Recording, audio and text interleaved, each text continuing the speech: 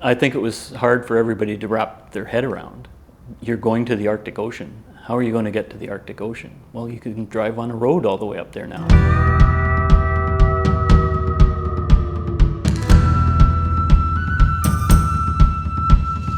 My name is John, and I have a 2024 Crosstrek Wilderness that I'm going to drive from here, eventually, through a couple of detours up to Tuktoyaktuk in the Northwest Territories. Well, I've been thinking about this for quite a while. I knew there was a highway from Dawson City up to Inuvik called the Dempster Highway. Most of the journey, once I get up to Dawson City, will be on rough, slippery road. It's notoriously hard on tires, so that's one thing I've got is a full-size spare tire that Justin has supplied me, and they have washouts on the road all the time, so you may be stuck in one place for a couple of days, and no place more comfortable than in my Crosstrek. So same thing with Tuktoyaktuk. The road from Inuvik up to Tuktoyaktuk was washed out at the beginning of the summer, and it took a couple of days for them to fix that up. So it's going to be sort of an ongoing thing. But one of the main things is the time involved. I don't think people realize just how big Canada is.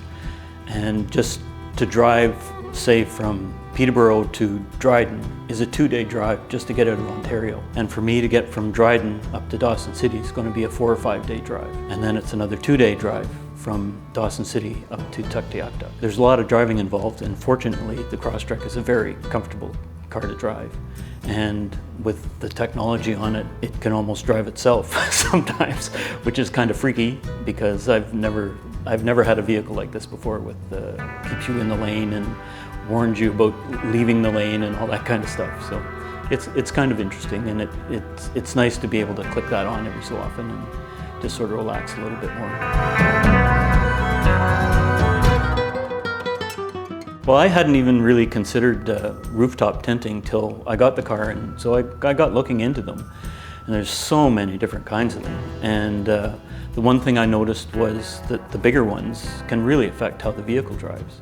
And the one that I've got doesn't even weigh 100 pounds. And I drove back with it from Mississauga the other day. And I think I could drive as fast with it on the roof as I can with my kayaks on the roof. So that's saying something. You can see it folds down flat, and it's a triangle when it's elevated, and there's a ton of room in it. It doesn't really look like it has enough room, but it would sleep too quite comfortably. But yes, I want to document the trip up there and what I see. I'm sure it's going to be incredible.